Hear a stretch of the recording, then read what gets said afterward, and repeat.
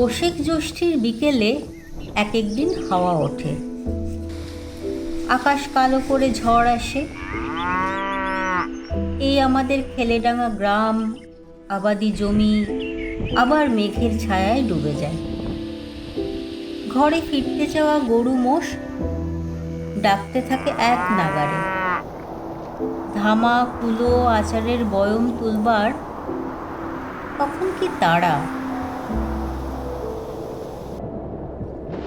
সিঁদুরে মেঘের ওপারে কালো হয়ে আসা রূপলি পাড়,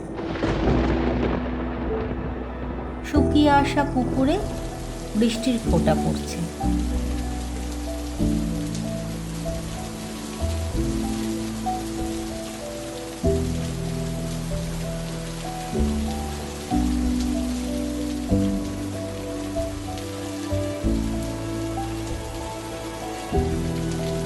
ভিজে মাটির গন্ধ কখনো পুরনো হয় না, সেই ছেলেবেলা থেকে একই রকম।